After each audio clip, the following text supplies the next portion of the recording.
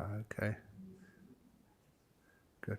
Okay, so here we go. I usually start with Namo Tassa, because it's Buddha's teachings. Namo Tassa Bhagavato Arahato Samma Sambuddhassa. Namo Tassa Bhagavato Arahato Samma Sambuddhassa. Namo Tassa Bhagavato Arahato Samma Sambuddhassa. Very good. Now, as you know, will be, as far as I know, the last sutta class before we start the Rains retreat. And during the Rains retreat, so there will be no sutta classes from here for 3 months. So the last 3 sutta classes which I've done here, I never really expected to do them. I expected Ajahn Brahm to be here for those, but it wasn't to be. So I chose some suttas quite quickly, but they're some of my favorite suttas. And last fortnight ago was the Upakalesa Sutta, which was emphasizing the importance of nimittas and how you deal with the problems with those nimittas, which happen at the deep stage of meditation when the body is just about turned off, and the nimittas, the sign of the mind, starts to manifest. But today is another of my favorite suttas, and this time though, you may notice later on that I have slightly reformatted. I'm just too respectful of the Buddha to change anything. But I have taken out a couple of repetitions. I'll let you know when those repetitions have been taken out. It makes it easier to understand. And number 2, put in like a list, 1, 2, 3, 4, 5, 6. Please, it's not adding anything. It's just making it easy for people to understand when they read these suttas without changing them. So this is called the Exposition of Non-Conflict. And just a little summary before I begin, that this exposition of non-conflict, it has a number of very powerful statements in there. And one is about the sorts of pleasures to be followed and those to be avoided. And also that you'll see here that in some of the descriptions of the pleasures not to be avoided, the Buddha doesn't mince his words. In the translations, they soften it up so it can get past senses and stuff. But I'm going to actually say what the word in Pali is and what its usual meaning is. And that's something to look forward to in a few moments. And also, one of the other things I really love about this is how when you praise or disparage something, you try never to praise a person or disparage a person or a group of people. You just what's called teaching the Dharma. And you'll find out what that means in a few moments. And also about, they have 2 categories here, covert speech and overt speech. The covert speech is what you hear in private, almost like in secret. Have you heard what Ajahn Brahm is doing? So that's covert. He's actually in quarantine for another day because he went to Sydney. So that's the secret speech. And the other thing is overt speech, what everybody knows. So, and when it comes to overt speech, I'll also make a little comment there, how for Buddhist monks, we're always supposed to use the overt speech, especially if there's any criticism or anything to do, to do it literally means to your face. In other words, you don't hide it, because we always find that to hide it in secrecy. But somehow I think there is some covert, some secret stuff going on for my birthday, isn't there, Prem? Some covert stuff, secret stuff, but I know most about that. So anyway, and lastly, the point 6, not insist on local language, to insist on, not insist on local language, and we should not override normal usage. And this is one of many statements which the Buddha made throughout the suttas. The point of the Dhamma is so that people can understand it. So you use language in the local style, if possible, so people can really understand what these words actually mean. So there's so many points in this. I really love this sutta. It's one of my favorites. So here we go. This is the Exposition on Non-Conflict, the Aranavibhanga Sutta, and it's number 139 of the middle-length sayings. Here we go. Thus have I heard.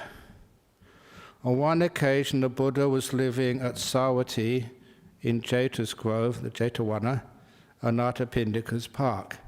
And those who've been on pilgrimage, you know that place. It's still there. Only now monks have to pay to go in there. I was always a bit upset about that. I don't know why. Because it's the national heritage or whatever of India. And so they insisted if you go with a tourist group, they have to pay for you as well. Anyway, there the Buddha, Anathapindika's park. There the Buddha addressed the Sangha thus, Bhikkhus, Venerable Sir, they replied, the Buddha said this, Bhikkhus, I shall teach you an exposition of non-conflict. Listen and attend closely to what I shall say. Yes, Venerable Sir, the Bhikkhus replied. And now, in a small version, you can't see there's 6 points here. Number 1, the Buddha said this. One should not pursue sensual pleasure, which is low, vulgar, coarse, ignoble, and unbeneficial, and one should not pursue asceticism, which is painful, ignoble, and unbeneficial. The middle way, discovered by the Buddha, avoids both extremes. Giving vision, giving knowledge, it leads to peace, that's upassana, to direct knowledge, abhinya, to enlightenment, sambodhi, and to nibbana. Now, first of all, you've heard that before because that's one of the first teachings of the Buddha in the Four Noble Truths, and before the Four Noble Truths, about the middle way, And interestingly, the word here for low is like hina. It's the same word which is sometimes used for Theravada, hina yana, and is actually quite offensive. The word vulgar, gamma, literally does mean of the village. Coarse is potujanika, the putujana, which is like of people not enlightened. Ignoble and arya, unbeneficial, and one should not pursue. Ignoble and unbeneficial. And number 2, one should not pursue asceticism, which is painful, ignoble, and unbeneficial. Instead of saying the usual word, self-mortification, that was just so extreme. It's just asceticism. It literally means atta kilamatanu yoga, things which wear you out, tire you. From the word kilam. Words which lead to tiredness, exhaustion. That's what the word means, and this is an important part. Not ascetic, and also not indulging in sensory pleasures. Instead, one follows the middle way. This is just the introduction, and these are explained in detail afterwards. One should know what it is to extol and what it is to disparage, and knowing both, extolling and disparaging, one should neither extol nor disparage, but should teach only the Dhamma. That'll be explained in a few minutes. One should know how to define pleasure, and knowing that, one should pursue pleasure within oneself. And that is, when you first read that, that is actually quite a powerful statement. especially for some religions which think, oh no, avoid pleasure at all costs. This is the inward pleasure path. And one should not utter covert speech, one should not utter overt sharp speech. One should speak unhurriedly, not hurriedly. And lastly, one should not insist on local language, and one should not override normal usage. This is the summary of the exposition of non-conflict. So now you see, as you scroll down, so it should be a number 1 there somewhere. On the top, oh yeah, it's right on the bottom of the page there. So having said those 6, almost like chapter descriptions, now we go into each one in detail. Number 1, one should not pursue sensual pleasure, which is low, vulgar, coarse, ignoble, and unbeneficial, and one should not pursue asceticism, which is painful, ignoble, and unbeneficial. So it was said, and with reference to what was it said? The pursuit of the enjoyment of one whose pleasure is linked to sensual desires, low, coarse, vulgar, ignoble, and unbeneficial, is a state beset by suffering, vexation, despair, and fever, and it is the wrong way.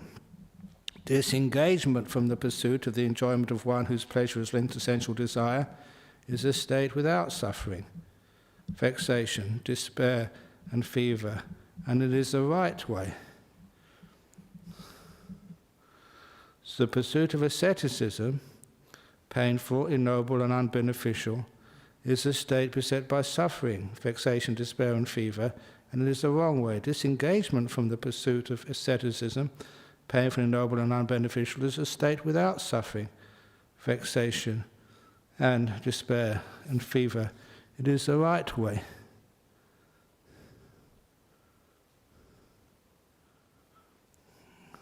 Okay, please excuse me there, but I thought I deleted some of those repetitions when it says in each one of these is a state with suffering, vexation, despair, and fever. It's the right way, or the opposite, it's the wrong way. I only wanted to put that in there once, but somehow or other it's got its way back in there again. I do apologize, but the pursuit of perfection when you use a computer is a state which leads to vexation and suffering. And you know that, and I know that right now as well. So with reference to this, that it was said, one should not pursue sensual pleasure, which is low, vulgar, coarse, ignoble, and unbeneficial, and one should not pursue asceticism, which is painful, ignoble, and unbeneficial. The middle way, discovered by the Buddha, avoids both these extremes. Giving vision, giving knowledge, it leads to peace, to direct knowledge, to enlightenment, to nibbana. So it was said. And with reference to what was this said? It is just this noble eightfold path, that is, right view, right motivation, right speech, right action, right livelihood, right renunciation, right mindfulness, and right stillness. So it was reference to this that it was said, the middle way discovered by the Buddha avoids both these extremes and leads to nibbana.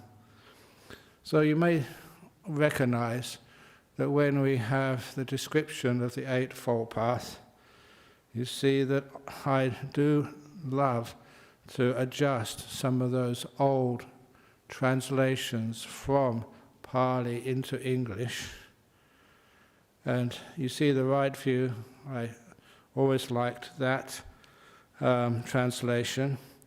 But where many people put right thought for the second part of the Eightfold Path and of Samma Sankappa, I always rejected that from the early years of my monastic life.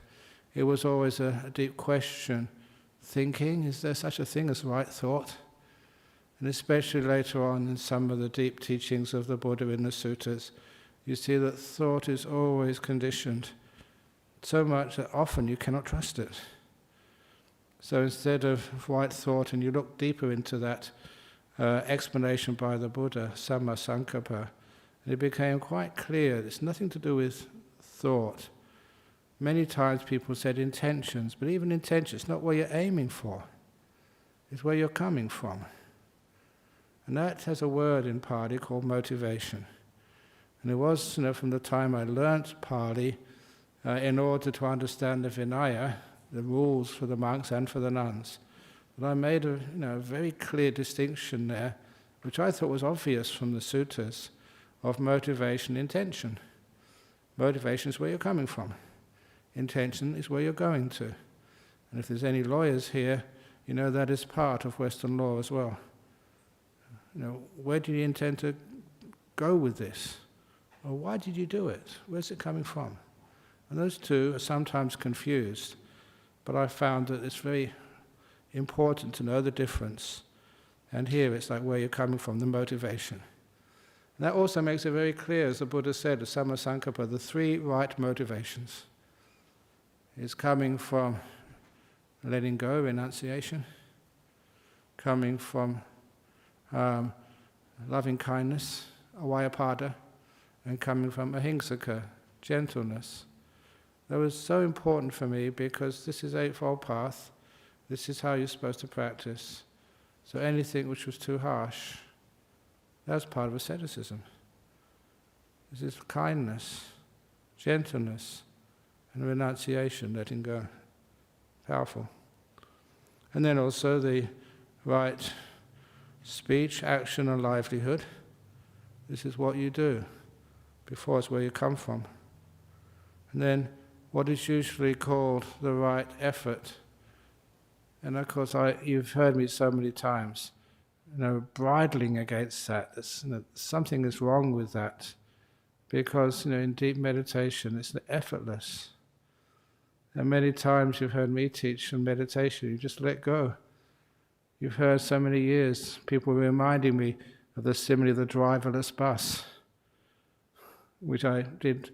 Apparently that was about, I remember now, that was 30 years ago. That was way before Google invented the term. This was 30 years ago. And the idea was that you don't take hands off the steering wheel, feet off the pedals. It's called letting go. Effort is trying to make things happen. So I thought renunciation, that was my latest. I'll throw it up in the air, see if it sticks.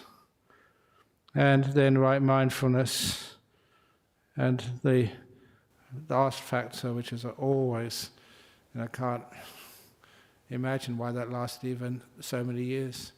Instead of right concentration, right stillness. And if you have a spiritual sensitivity, you know that stillness is far more spiritual than concentration. Concentration is what sports people do. We're not sports people. We're spiritual people. And that stillness is something which is so important. So anyway, so with reference to this, it was said the middle way discovered by the Buddha avoids both these extremes and leads to Nibbana. Later on, we'll see how it doesn't just lead to these wonderful states of your own knowledge and understanding without vexation and suffering, but it also leads to non-conflict as well. No arguments, no fighting others or other people who disagree with you. Non-conflict, and we'll soon see how this happens. Anyway, a pause for questions. Okay, maybe the questions come afterwards. Number 2, one should know what it is to extol and what it is to disparage. And to understand what those words mean, they're pretty well described underneath, and I will also add some meanings to them. And knowing this, one should neither extol nor disparage, but should teach only the Dhamma. So it was said, and with reference to what was this said? And this makes it very clear where a lot of conflict comes from. How, bhikkhus, does there come to be extolling and disparaging and failure to teach only the Dhamma? When one says, all those engaged in the pursuit of pleasure that is linked to sensory desires are beset by suffering, vexation, despair, and fever, and they have entered upon the wrong way. One disparages some. The Buddha is also using what he already said to reinforce it. When one says all those disengaged from the pursuit of pleasure that is linked to sensory desires and without suffering, vexation, despair, and fever, they have entered upon the right way. Oh yeah, some of my editing didn't come out. Entered the right way.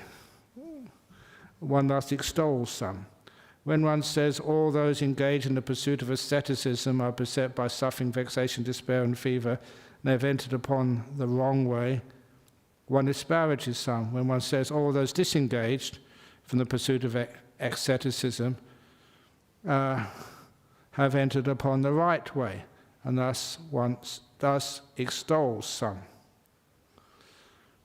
So when one says, he has another little phrase here, all those who have not abandoned the fetter of being are beset by suffering, vexation, despair, and fever, and they have entered upon the wrong way.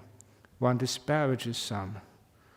When one says all those who have abandoned the fetter of being are without suffering, vexation, despair, and fever, and have entered upon the right way, one extols some. This is how there comes to be extolling and disparaging, and failure to teach only the Dhamma. And how does there come to be neither extolling nor disparaging, but teaching only the Dhamma? When one does not say, all those engaged in the pursuit of pleasure have entered upon the wrong way, but says instead that pursuit of pleasure linked to sensory desires is a state beset by suffering, vexation, despair, and fever. It is the wrong way. Then one teaches only the Dhamma. When one does not say all those disengaged from the pursuit of pleasure have entered upon the right way, but says instead the disengagement of such a pursuit is a state without suffering, vexation, despair, and fever, and it is the right way, then one teaches only the Dhamma. It is depersonalizing these statements. You don't say just all these people who don't practice Dhamma the right way, all these people who don't practice Ajahn Brahm's method of meditation, it's a state beset by suffering. That is very conflicting. And that is not the right way. But instead you say the teachings, all those who don't follow the teachings of the Buddha, that is also conflicting. You say the non-practice of the teachings of the Buddha leads to suffering. You teach Dhamma, principles, rather than things which persons get offended by. So you say, all followers of Donald Trump are causing trouble in the world. That is not the right way to speak. But making it impersonal, saying things like the following of egocentric, unsubstantiating misinformation is a state which has vexation and suffering, doesn't lead to anything which is good, then that is teaching Dhamma. So whenever we teach, hopefully I try my best to do this, we never say about a person. We never say about a group of people, all Catholics are paedophiles. That's a terrible thing to say. And of course it's not true. But if you say that paedophilia is a bad thing, then that's teaching a Dhamma. It's teaching something which doesn't associate those actions or that speech with a person or a particular group of people or subsection of people. But you just say the thing in itself, the action itself, is bad. And that means that people don't get offended that easily, but they realize what is good and bad and helpful in this world. But it just further reinforces that. When one says all those engaged in the pursuit of asceticism are beset by suffering, vexation, despair and fever, and they have entered upon the wrong way, one disparages some. And when one says all those disengaged from the pursuit of asceticism, painful, ignoble and unbeneficial, are without suffering, vexation, despair and fever, they have entered upon the right way. Thus one extols some. When one... I've lost my place here, I have indeed. Okay. I did, sorry. I should be going back to be neither extolling nor disparaging, but teaching only the Dhamma, so I've redone a paragraph there. So, I'm going to begin again on how there comes to be neither extolling nor disparaging by teaching only the Dhamma. When one does not say all those engaged in the pursuit of pleasure linked to sensual desires have entered the wrong way, but says instead that pursuit of pleasure linked to sensual desires is a state beset by suffering, vexation, despair and fever, it is the wrong way, then one teaches only the Dhamma. When one does not say all those disengaged from the pursuit of pleasure linked to sensual desires have entered upon the right way, but says instead that disengagement of such a pursuit is a state without suffering, vexation, despair and fever, and it is the right way, then one teaches only the Dhamma. When one does not say all those engaged in the pursuit of asceticism have entered upon the wrong way, but instead says the pursuit of asceticism is a state beset by suffering, vexation, despair and fever, and it is the wrong way, then one teaches only the Dhamma. When one does not say all those disengaged from the pursuit of asceticism have entered upon the right way, but says instead that disengagement is a state without suffering, and it is the right way, then one teaches only Dhamma. When one does not say all those who have not abandoned the fetter of being have entered upon the wrong way, but says instead as long as the fetter of being is unabandoned, being too is unabandoned, then one teaches only the Dhamma. When one does not say all those who have abandoned the fetter of being have entered upon the right way, but says instead when the fetter of being is abandoned, being is also abandoned, then one teaches only the Dhamma. So again, it's learning how not to associate any of these problems, attachments to a being, a person, a group of people, but just teaching just attachment to being here. This is one of the Sangyojanas is a set event, is the wrong path, then it is much easier. A good example of that is one thing we always tend to discuss amongst the wider Sangha, is that sometimes that people talk about this idea of, say, an original mind. And there are some monks, including myself, who say that's not mentioned in the suttas at all. It's not mentioned by the Buddha. In fact, it's clearly stated that there is no such thing as an original mind. So I might say, all those who say there's an original mind have entered upon the wrong path, it's a state beset by suffering. Then there are some monks who get very upset at me. And if I say, all those people who realize there is no such thing as an original mind, and that is the right path, then it's praising some. It's again upsetting people who don't agree with that. But when you say instead, the idea that there is an original mind is not stated anywhere in the Buddha Suttas, then it's not praising some, it's not disparaging some. It's saying something which you can check out by yourself. So it is a thing which doesn't lead to conflict. Do you understand that? Okay, so it was with reference to this that it was said one should know what it is to extol and what it is to disparage. And knowing both, one should neither extol nor disparage, but should teach only the Dhamma. Any questions about that? Yes, thank you. Could you use a microphone, so because this goes overseas?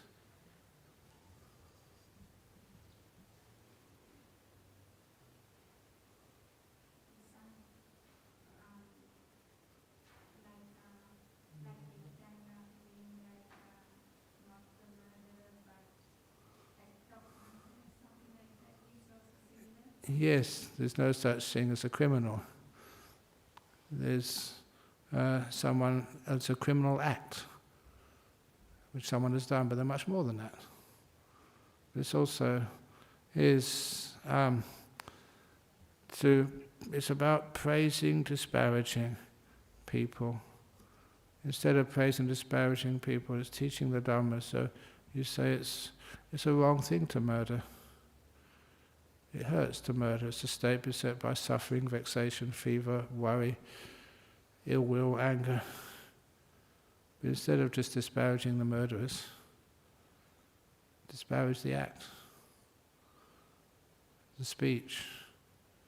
And sometimes, even today, somebody told me about their boss was giving them a hard time. Were they? You're disparaging your boss. How about saying that a bad speech is unhelpful? That asking too much of the workers is not very good for the morale in the office. Saying that is like a statement which is no one can dispute. But if you say that you, Thomas, you just give me such a hard time and ask me to do this and ask me to do that, he's not, obviously. But you can get upset if you didn't know me. But this is one of the reasons why, to stop that conflict, we try to depersonalize it. Even the Buddha was saying that, even about Dhamma.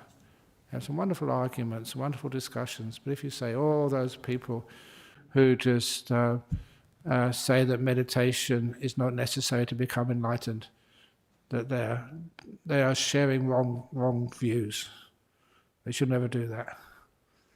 And of course that's going to cause conflict in our communities.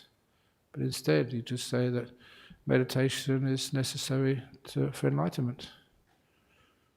Jhanas are necessary. So can you see the point the Buddha's making here?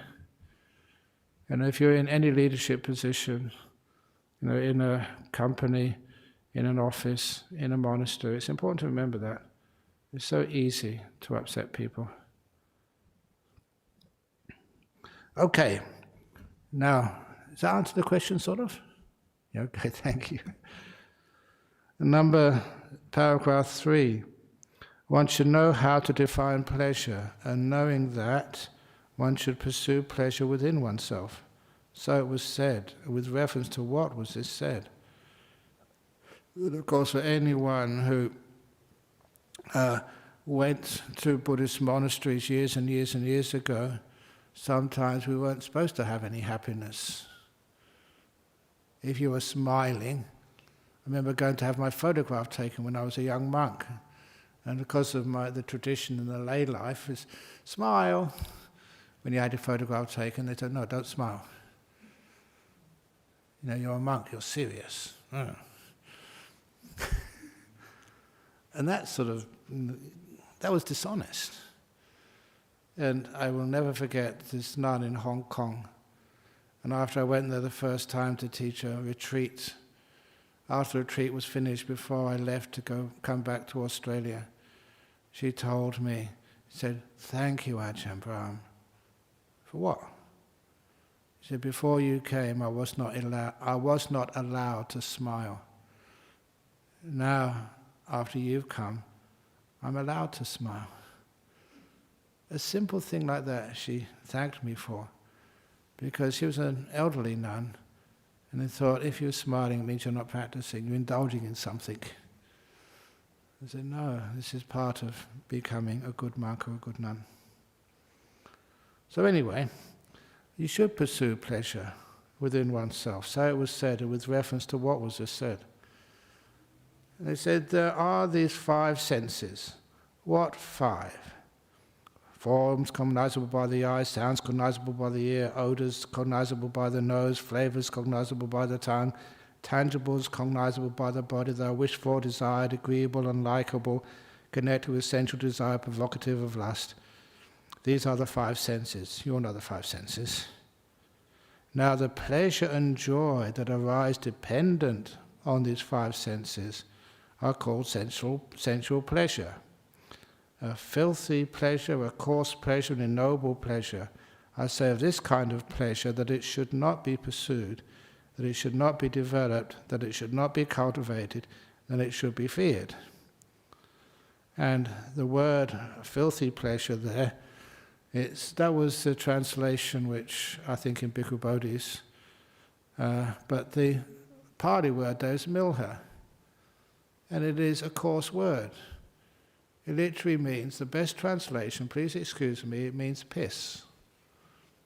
P-I-S-S. And the Buddha was using that word. And when I saw that, wow, that was very powerful. The Buddha was using a coarse word for that. And I say of that pleasure, it should not be cultivated, it should be feared. Alternatively, quite secluded from the five senses, secluded from unwholesome states, one enters upon and abides in the first jhana, the second jhana, the third jhana, the fourth jhana.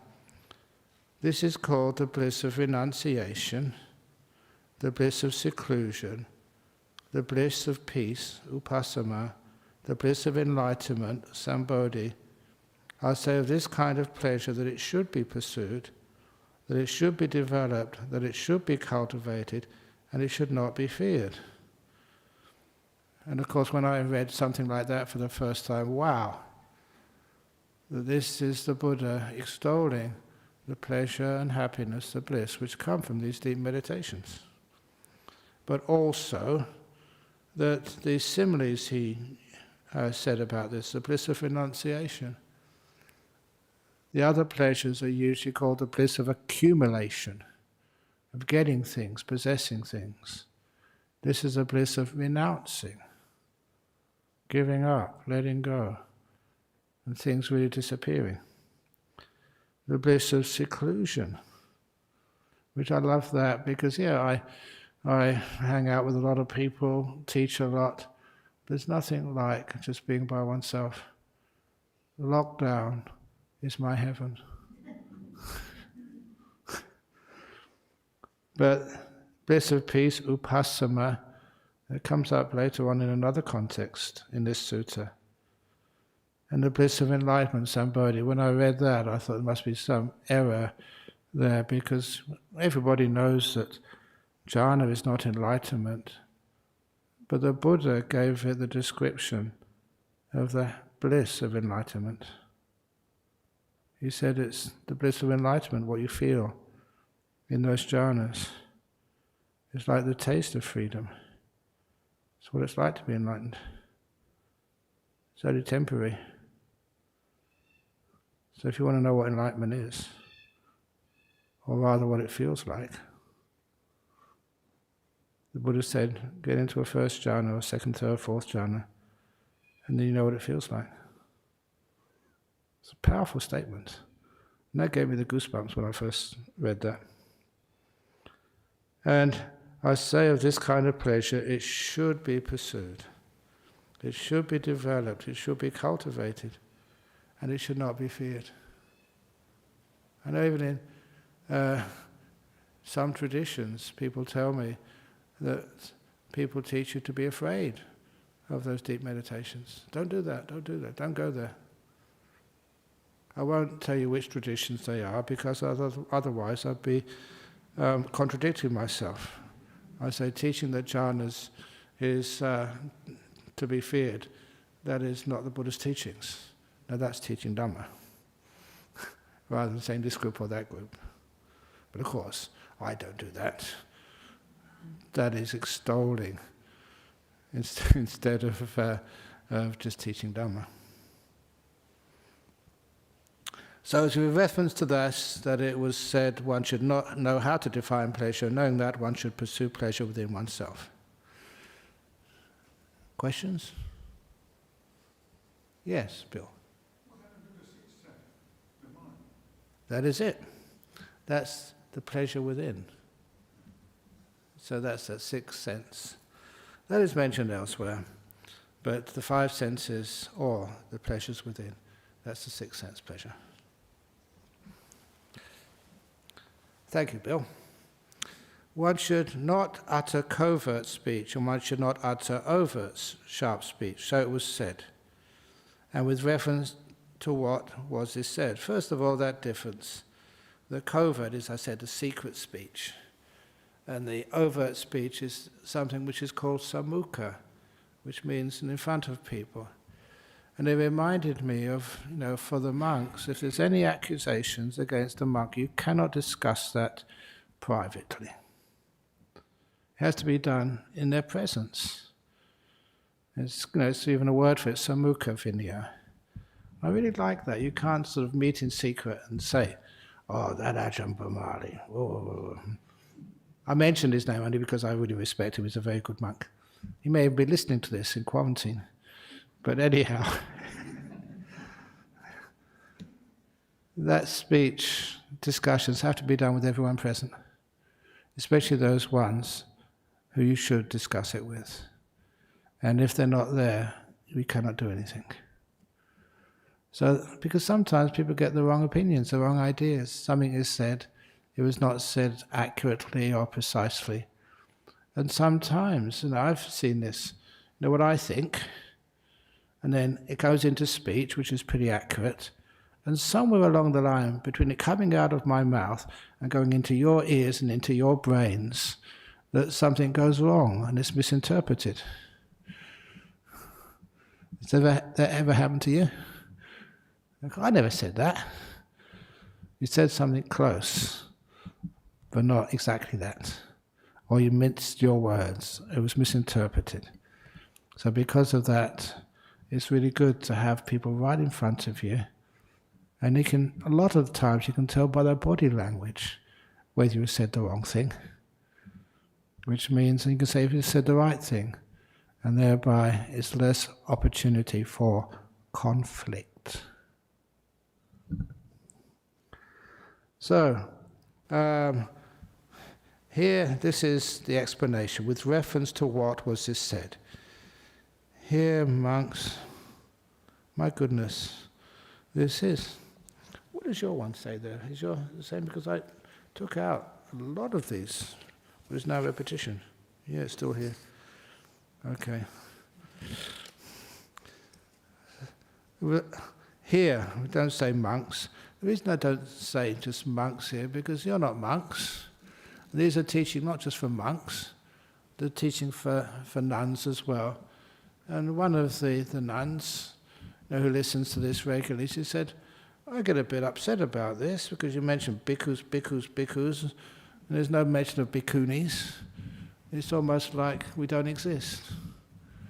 So of course you exist, and so I like to take off bhikkhus, bhikkhunis, anybody, and just have here when one knows covert speech to be untrue, so it's a general, not just to bhikkhus, to monks. So please excuse me for that. Here when one knows covert speech to be untrue, incorrect and unbeneficial, one should on no account utter it. Where one knows covert speech to be true, correct and unbeneficial, one should try not to utter it. When one knows covert speech to be true, correct and beneficial, one may utter it knowing the time to do so. The important thing there is it's beneficial. So the three things, if it's untrue, incorrect, unbeneficial, shut up. If covert speech is true, correct, but doesn't help anybody, don't utter it. But one knows it's true, correct and beneficial, one may utter it knowing the time to do so.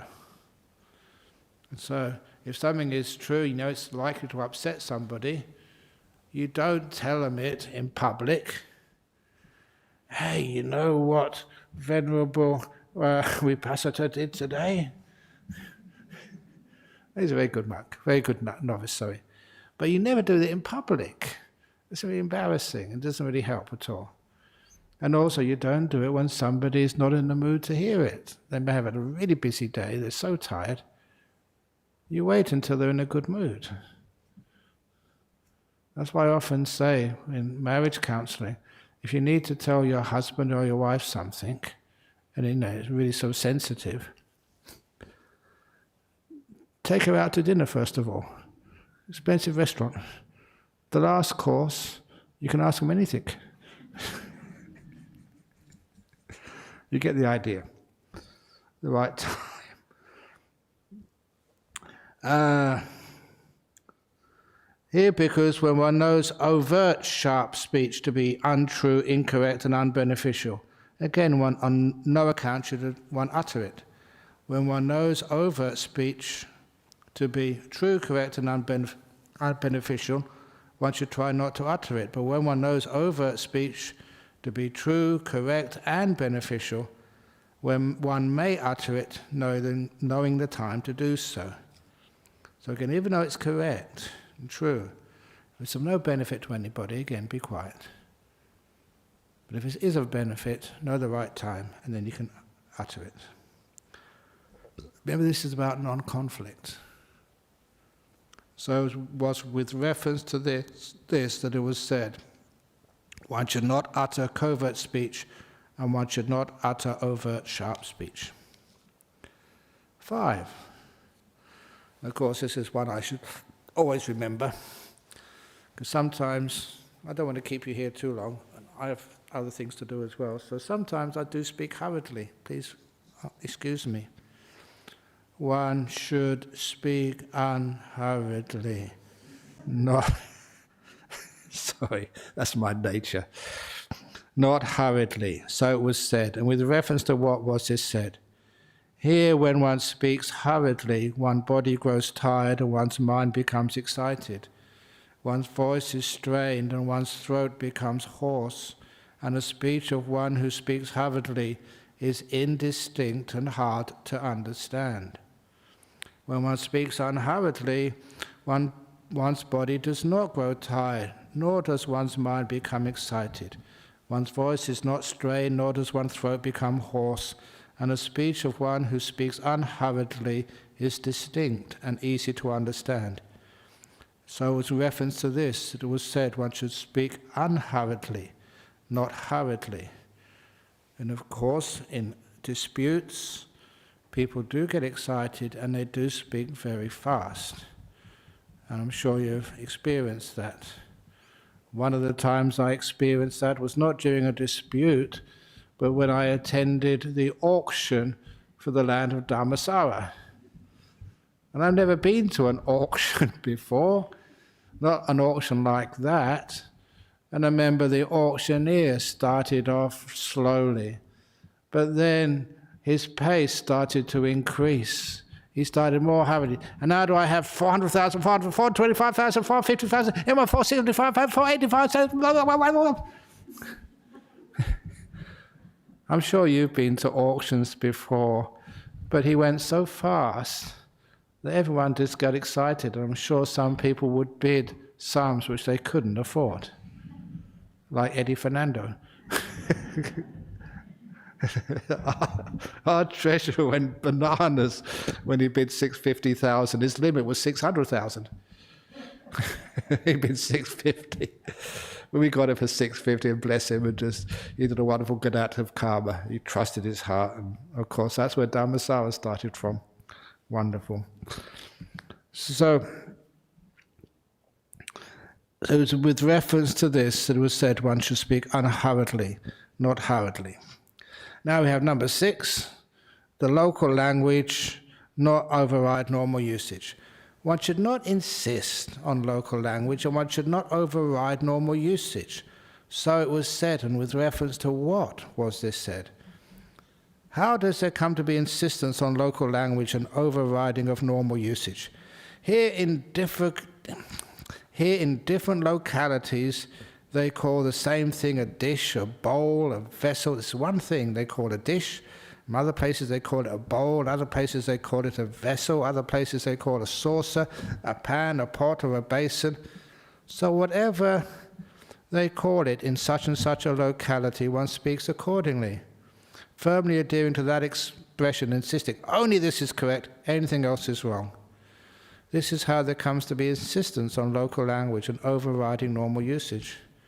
And how does there come to be non-insistence on local language and non-overriding of normal usage?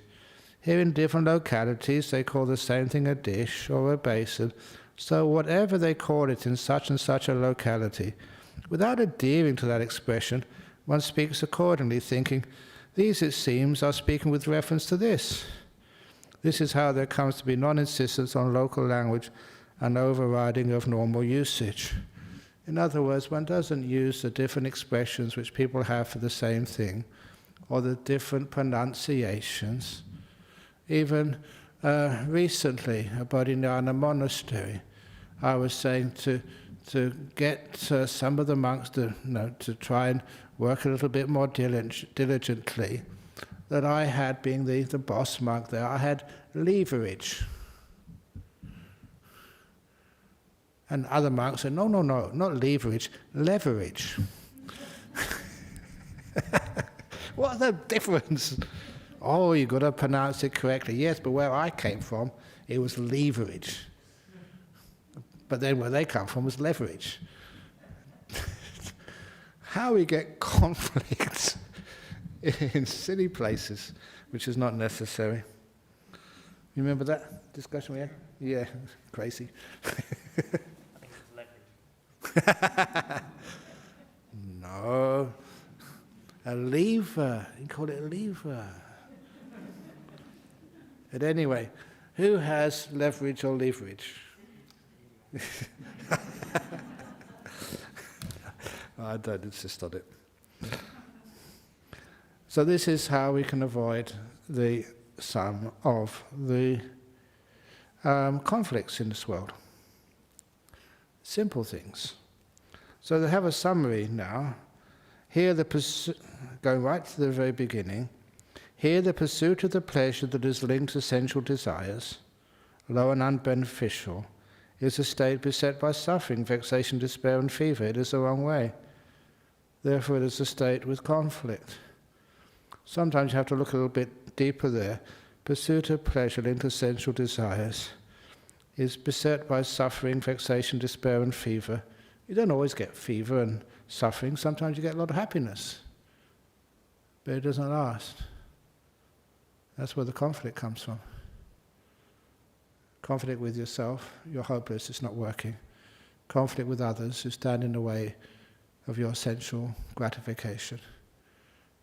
So you can see that is where conflict comes from. Seeking for pleasures.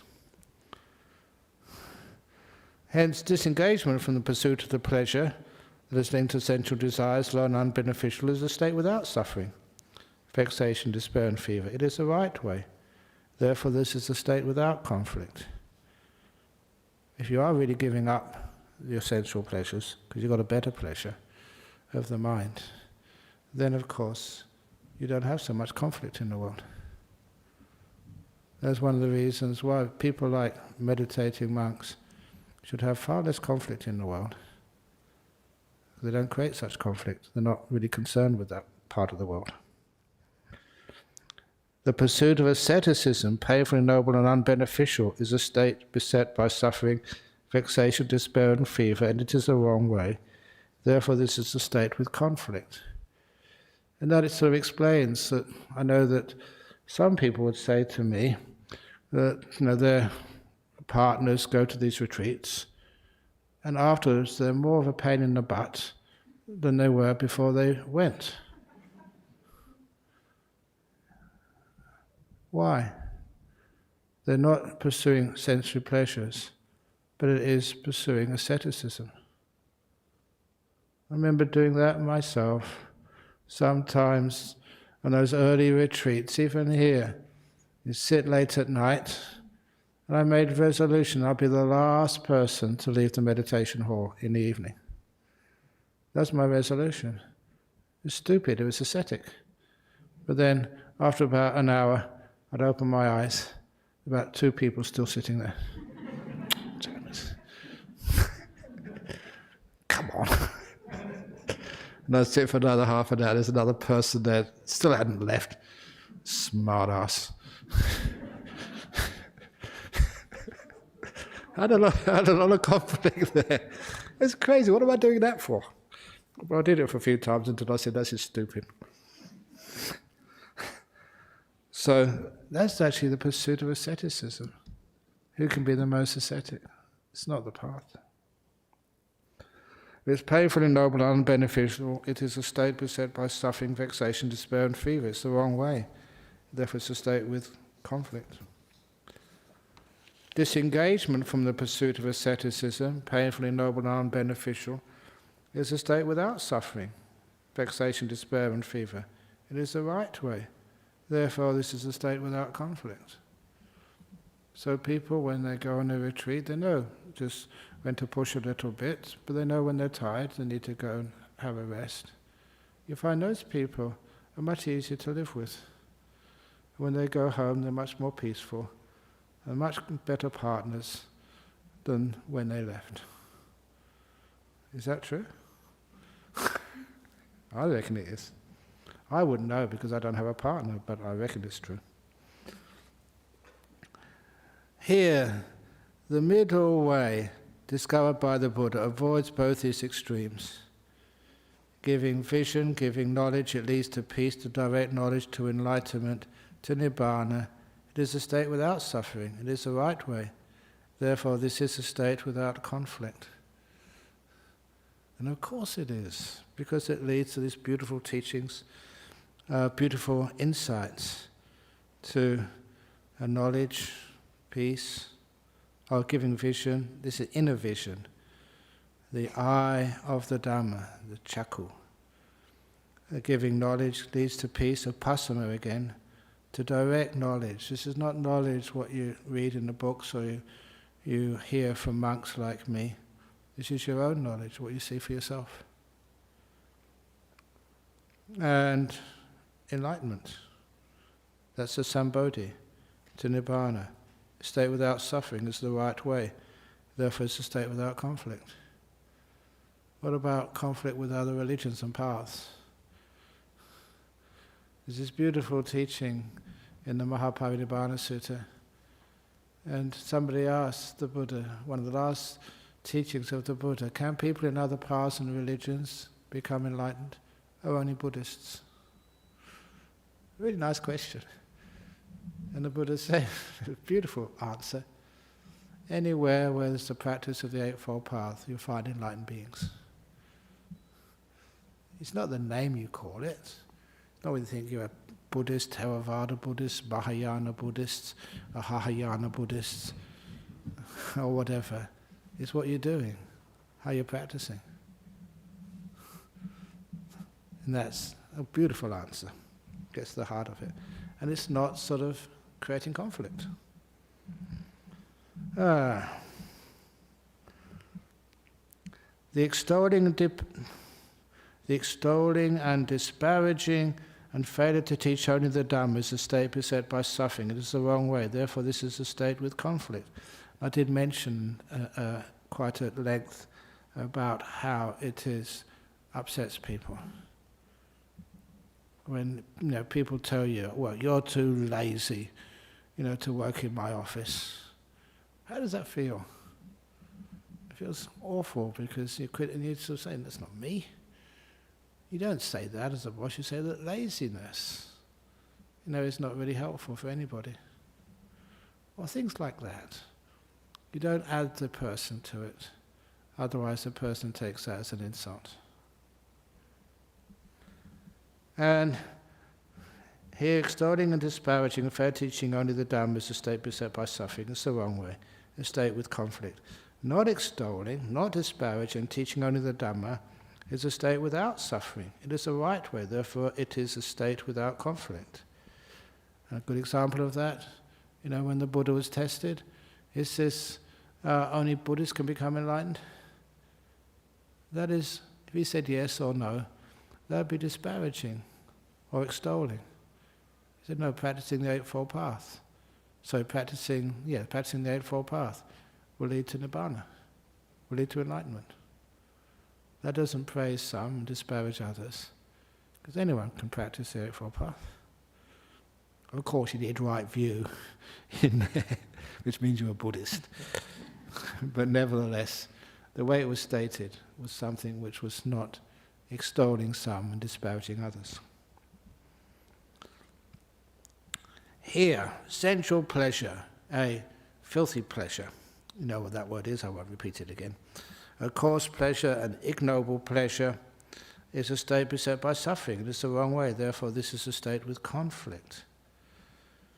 Here, the bliss of renunciation, the bliss of seclusion, the bliss of peace, the bliss of enlightenment, what the Buddha described earlier as the 4 jhanas, is a state without suffering.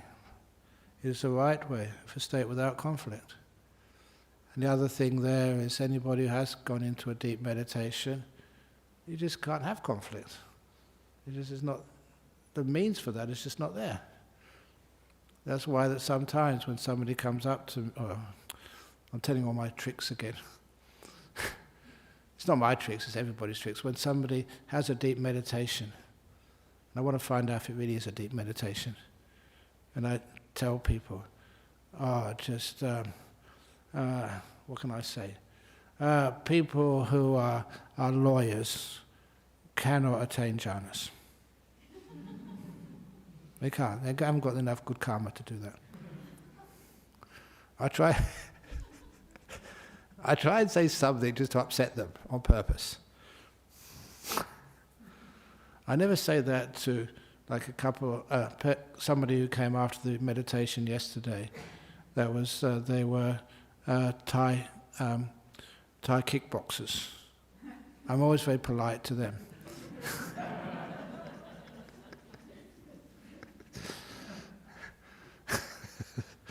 So,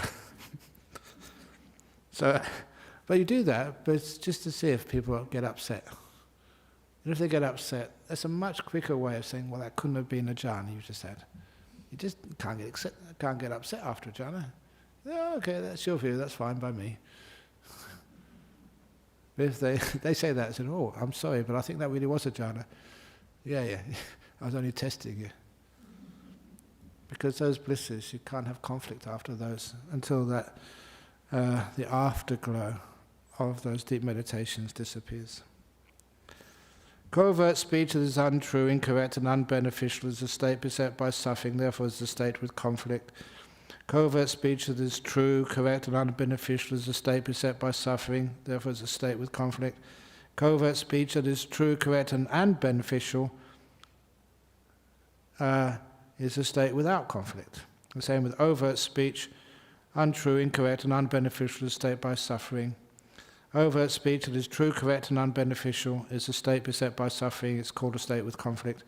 Overt speech that is true, correct, and beneficial is a state without suffering. Therefore, a state without conflict. Again, the Buddha is teaching us how to avoid conflict and settle conflict. So, if it's covert speech you just heard on the side, or speech right in front of you, whether it's, first of all, it has to be true. Find out if it's true. Find out if it's correct. Is it beneficial? And that's the thing we should always think about. Is it beneficial? And secondly, is it the right time and place? For the monks, they have extras there. They always say that if it's something which is true, correct, and beneficial, and it's the right time, say, but are you doing something similar yourself? It's the old story of take out your own faults before you try and find faults with others. And if you've still got some of those bad behavior or bad speech yourself, don't say anything to them until you've sorted out your own bad behavior. And I like that, and I tell the monks that. In other words, that they can't say anything because they still got some work to do. Here the speech of one who speaks hurriedly is a state beset by suffering, vexation, despair, and fear. It is the wrong way. It's a state with conflict. The speech of one who speaks unhurriedly in a state without is a state without suffering. Therefore, it's a state without conflict. And of course, that's where people misunderstand what has been said. Or, they just, it's something interesting, but I spoke it too fast, so they didn't get it. So that causes a lot of conflict in the human relationships. Insistence on local language, no overriding of normal usage, is a state beset by suffering. Non-insistence on local language and non-overriding of normal usage is a state without suffering. Vexation, despair and fever, it is the right way. Therefore there's a state without conflict. So we just want to communicate our ideas or our experiences with others. So use the language, which Buddha said in other places, use a local language. And please excuse me that sometimes I use the SHIT word, but that actually communicates with a lot of people. And honestly, when I went to down in Albany, sort of last weekend, and the room which I stay in, which I've stayed in every time I've gone down there now, that somebody made a little sign for me in there. And they're doing it as a gift. And they said, you can use this any way you like. You know what the sign was? It's one of my favorite quotes. And the quote, I got criticized for this quote before, but it's a good one. No need to seek for revenge, because karma will get the bastards anyway.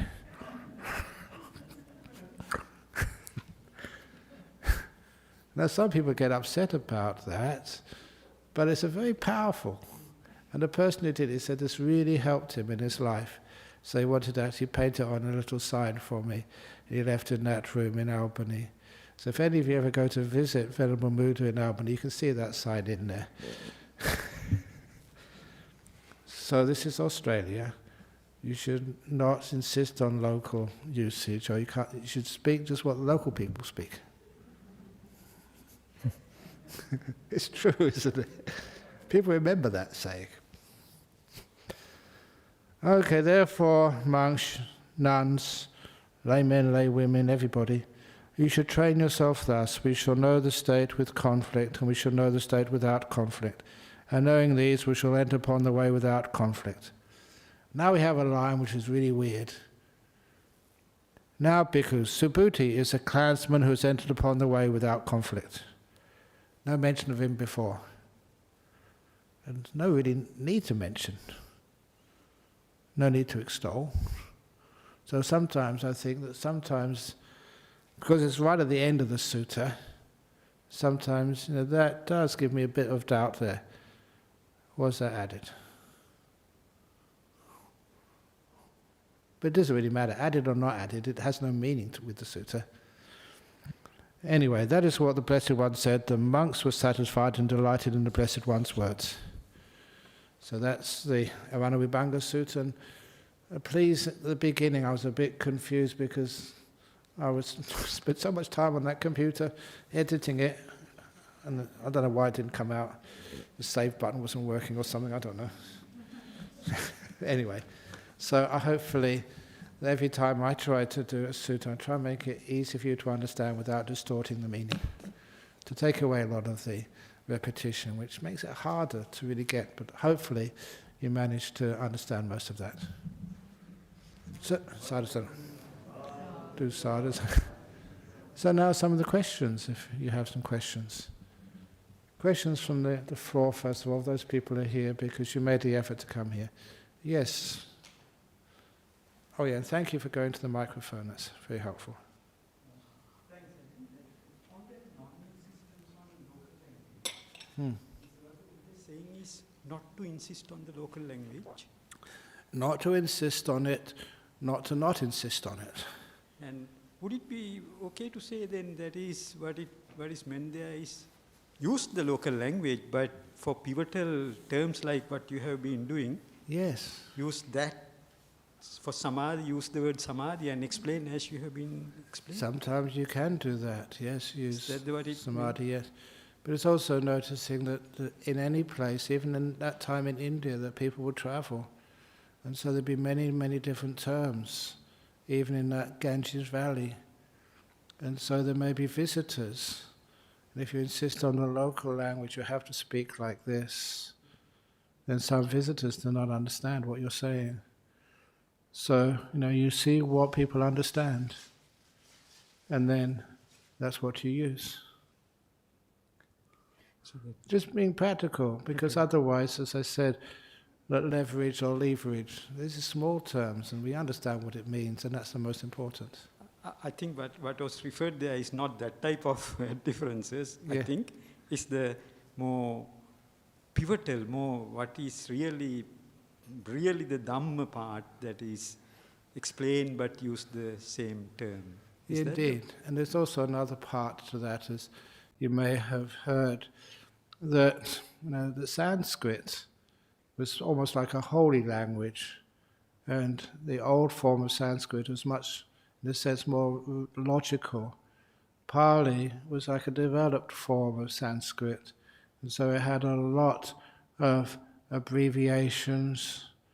The words coming together were shortened, just like in English, that we have fun, I think, learning that such things, or when you say crikey. Have you heard the word crikey in English? You know what it means? in here from you? Yeah, it means Christ kill me.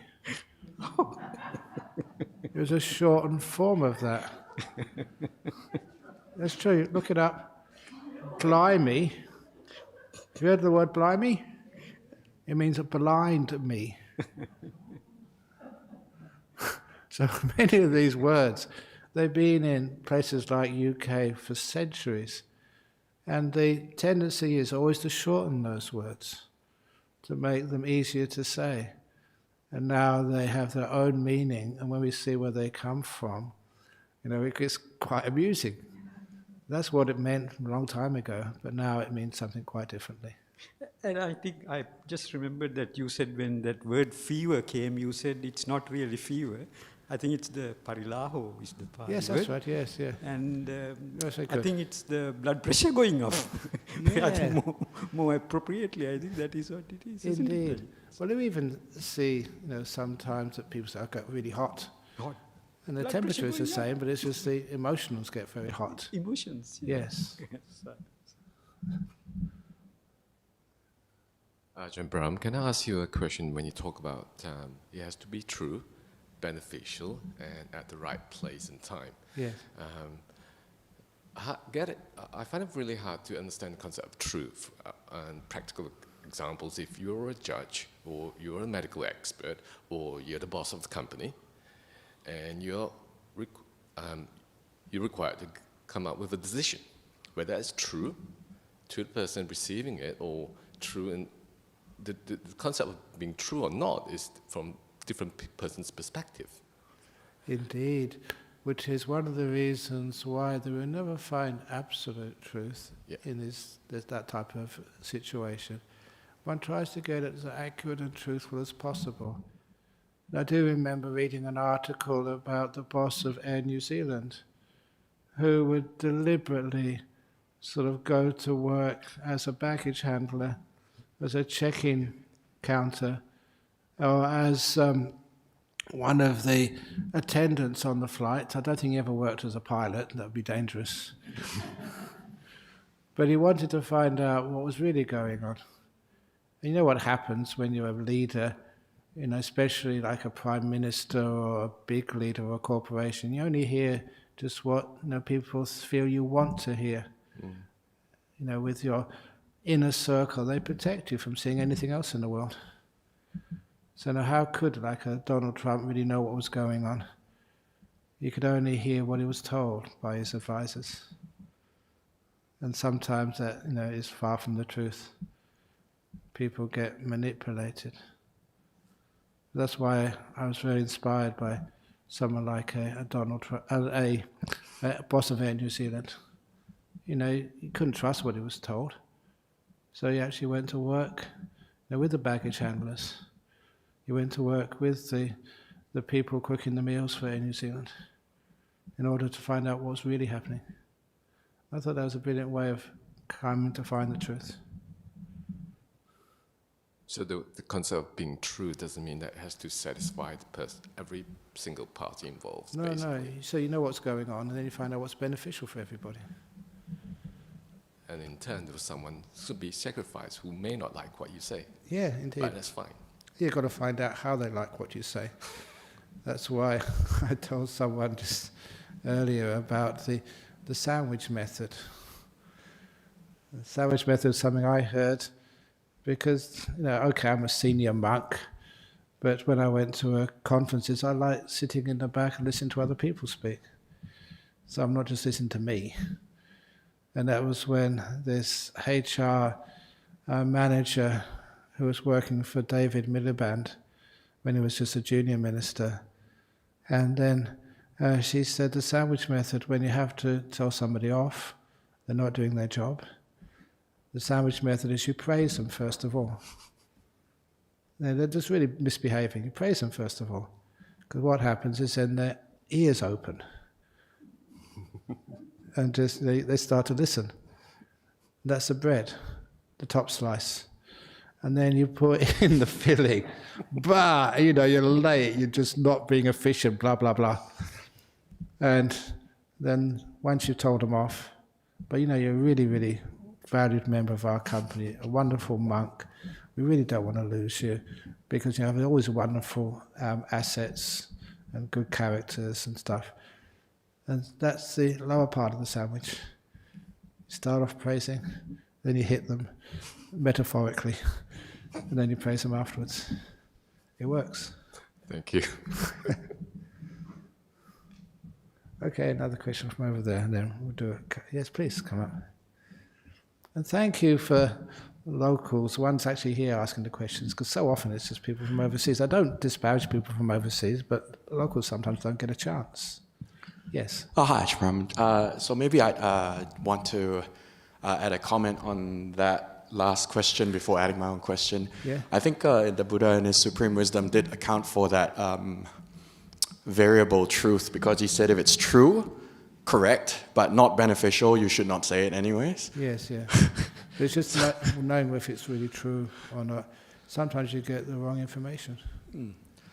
Because this talk is about conflict, I was wondering, because there are things where sometimes you're with a person, and even though you state the thing without extolling or disparaging, you use local language, you get criticized by people who become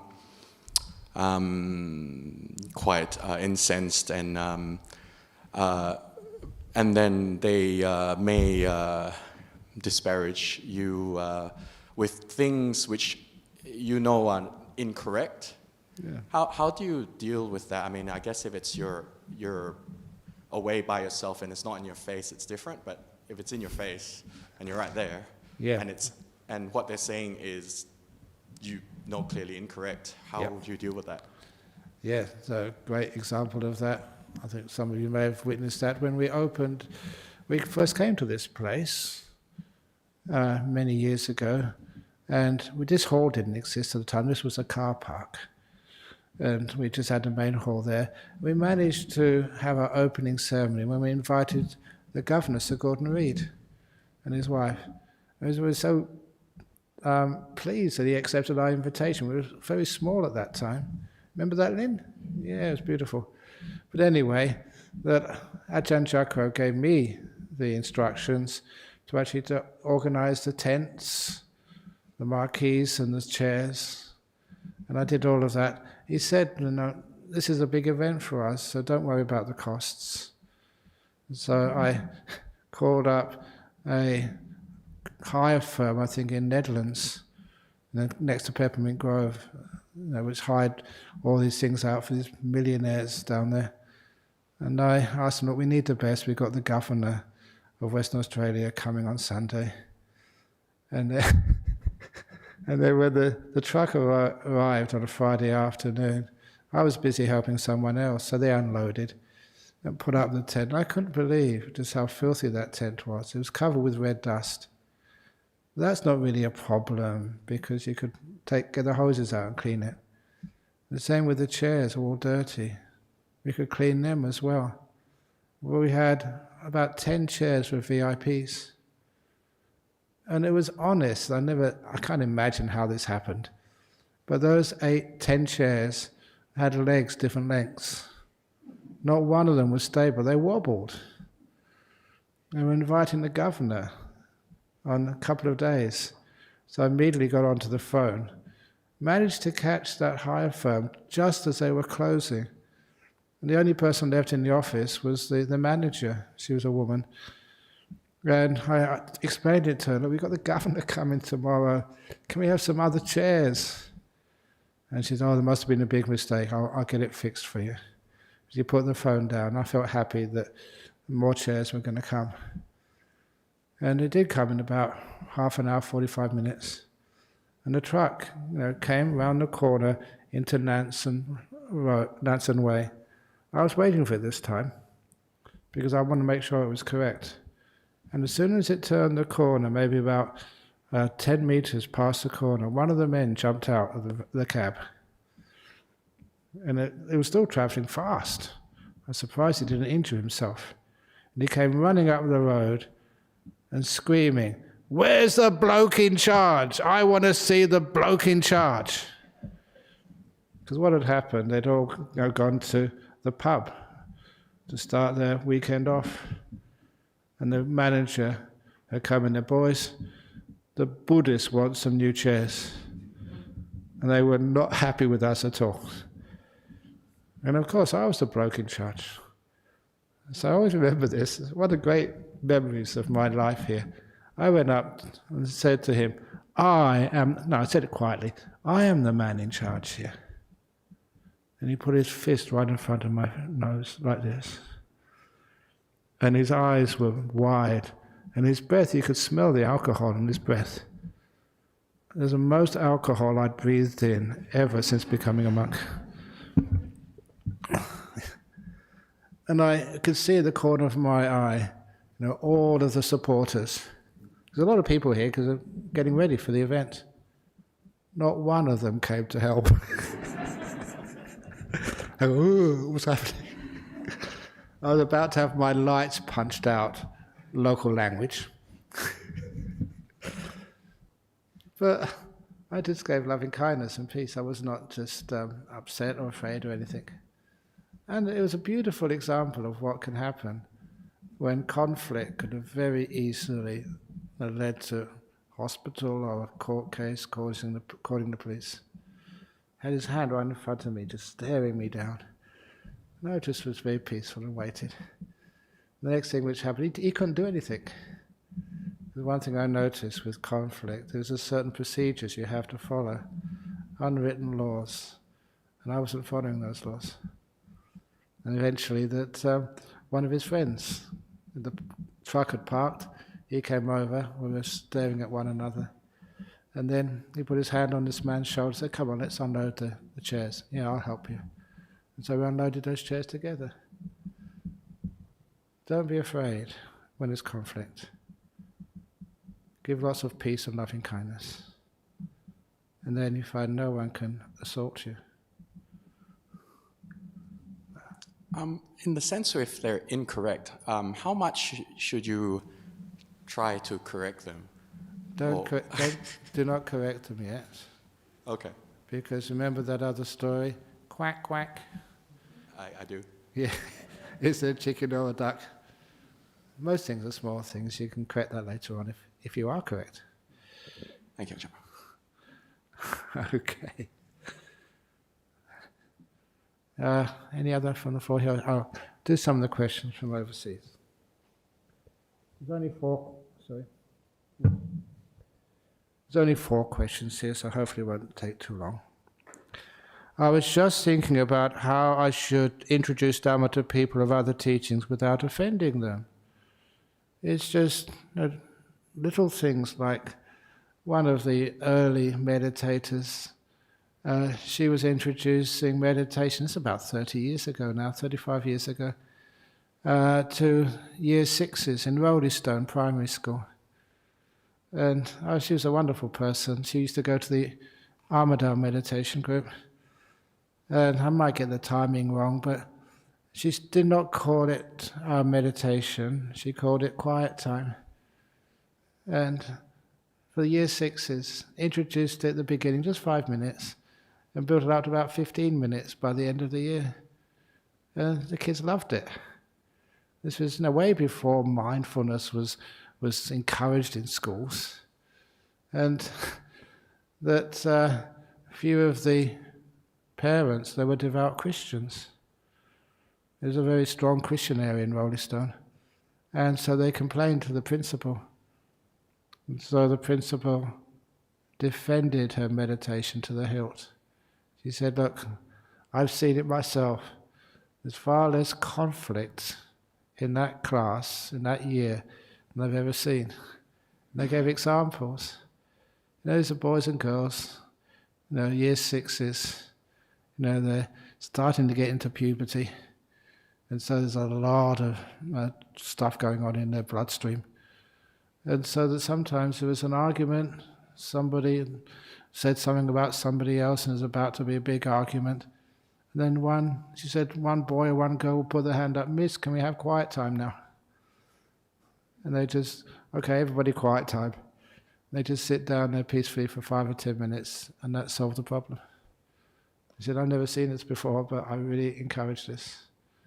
So later on he invited me to the school to give a talk. And it wasn't really to give a talk so much as to say thank you for teaching this woman who taught her kids. She taught like that year 6 or 7 until she eventually retired. Other people weren't offended because their kids were getting good results and there was harmony in the classroom. I am new to meditation. Last meditation, just before Ajahn Brahm hit the gong, I was relaxed, but I noticed tears flowing involuntarily. This is okay, very okay. Lots of people have tears when they meditate.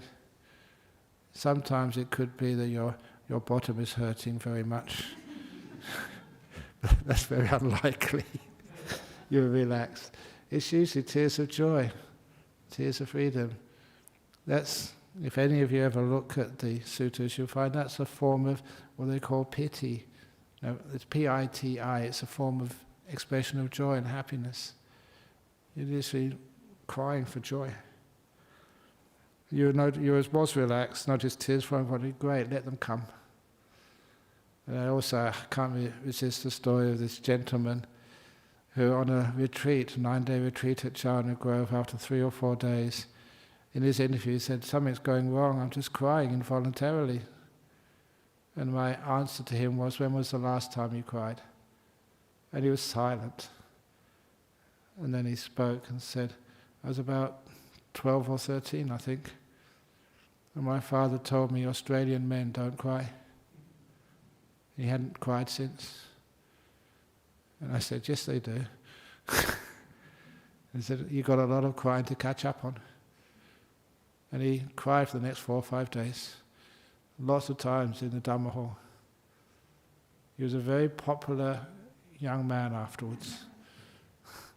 So if any of these men in this room here, they haven't got a partner yet, you cry on a meditation retreat, you'll have many offers.